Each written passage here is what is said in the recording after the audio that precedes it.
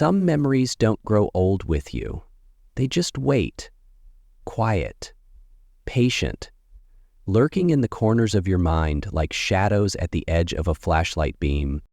I grew up in a rough neighborhood. Sirens weren't rare, and fights broke out like clockwork. I saw things a kid shouldn't. A man trying to pry open our front door with a knife.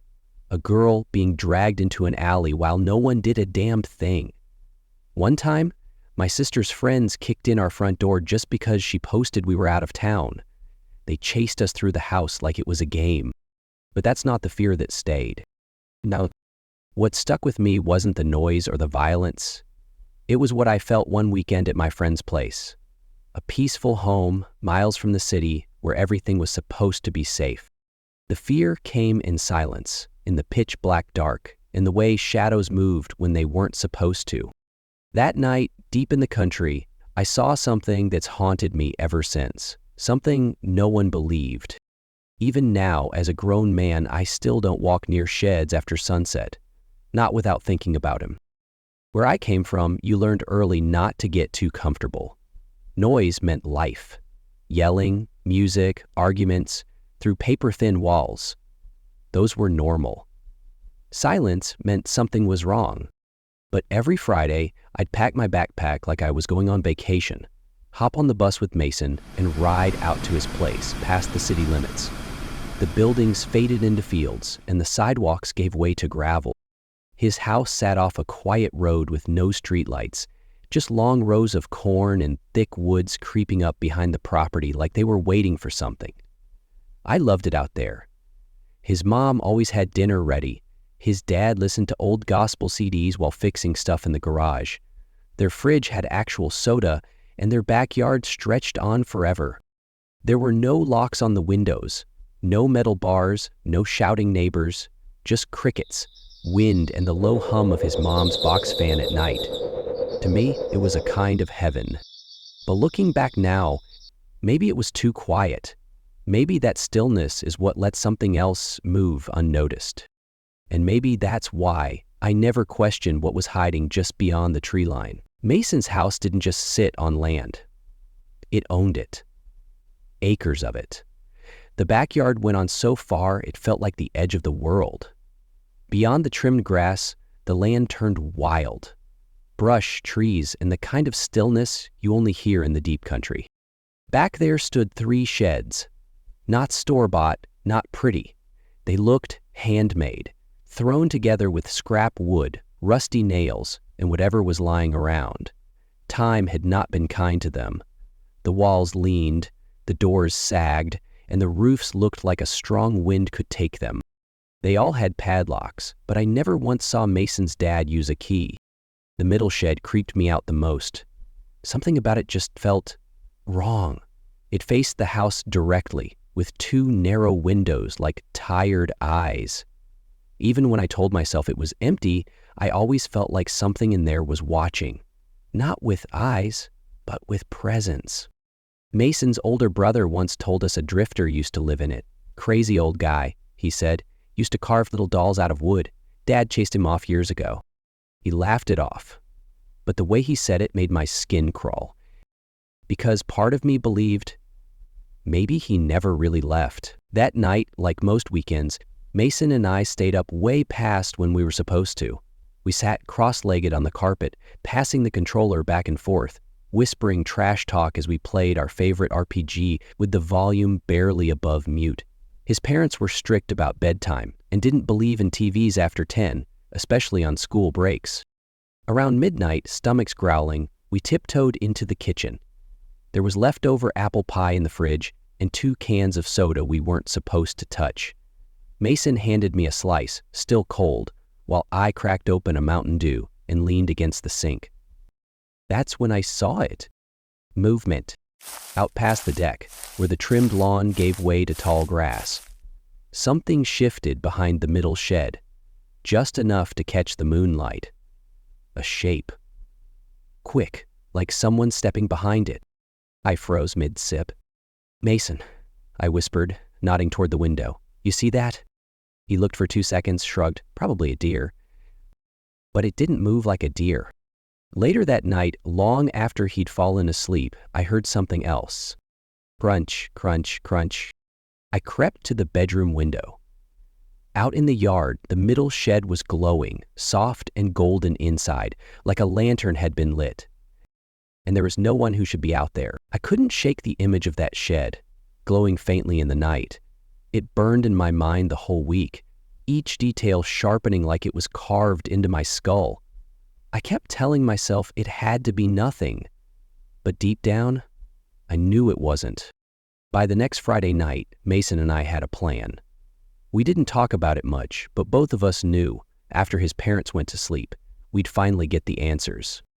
Around 1:30, after we'd stayed quiet for what felt like forever, we crawled out of the bedroom window, careful not to wake anyone.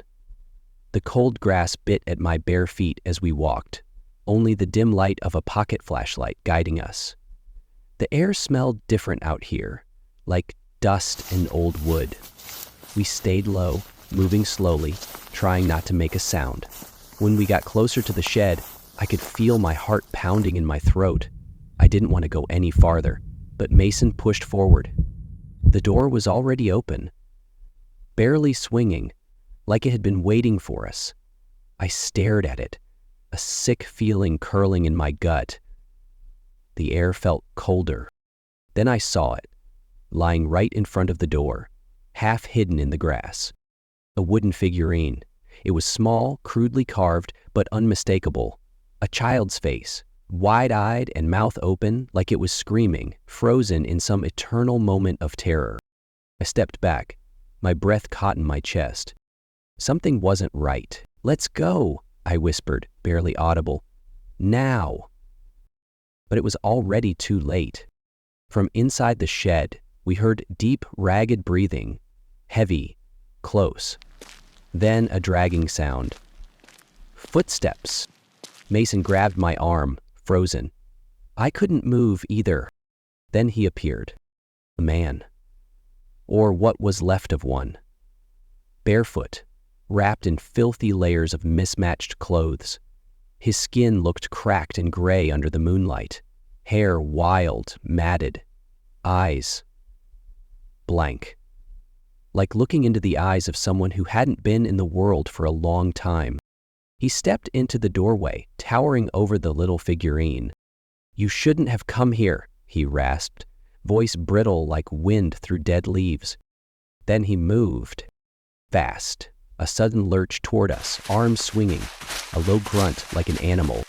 We ran. No plan, no direction, just raw panic. Our feet slapped against the grass and wood deck as we sprinted for the house. Mason fumbled the back door, but we crashed through, yelling loud enough to shake the walls. His dad burst from the hallway with a shotgun. But outside, the yard was empty again. Mason's dad swept the yard with a floodlight, rifle tight in his grip. He marched to the shed, boots crunching over gravel, but the door was closed, locked. Still, no sign anyone had been there. We tried to explain, tried to make them believe, but his mom just shook her head. "Probably a coyote," she said. "Or one of the Thompson's drunk boys again." His dad didn't argue, just muttered something about overactive imaginations and turned off the light. Back inside, the house felt colder, quiet. I sat on the edge of the bed, shaking, heart still hammering in my chest. Mason didn't say a word. He just pulled the covers over his head and cried into his pillow. No one believed us. But I knew what I saw. And I knew that man, whoever, whatever he was, hadn't just disappeared.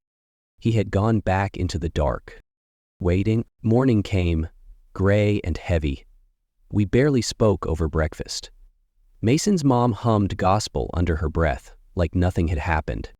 His dad went out to the shed while we trailed behind, slower this time. No footprints, no broken grass, no figurine.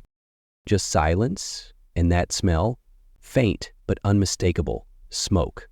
Not fresh, not strong, just enough to curl into your nose, like something had burned and been buried by the night. His dad opened the shed, rifle slung across his shoulder. Empty, dusty, cold. "No one's been out here," he said flatly. locking the door behind him like that made it true. "You boys scared yourselves, that's all." Maybe Mason wanted to believe him. Maybe he did. But I didn't. I couldn't forget the way the man moved. The eyes. The voice. It wasn't in our heads. Something had been out there, and it remembered us. Hadn't planned to stop, wasn't even sure where I was until I saw the gravel turn off and felt my chest tighten. Mason moved years ago. We lost touch not long after. But the road was the same. Long, quiet, haunted by memory. The house was still there, but it was rotting now. Windows broken, roof sinking, nature reclaiming everything. But the sheds, they were still standing. Barely, like they refused to fall. Parked on the shoulder and stepped out, boots crunching the gravel. Then I saw it. Hanging from the middle shed's doorframe, swaying gently in the wind, was a wooden figurine. Newer, sharper, still carved in that same awful scream. I didn't go closer. Didn't need to. Because some fears don't fade. They wait, and whatever was behind that door back then, it never really left.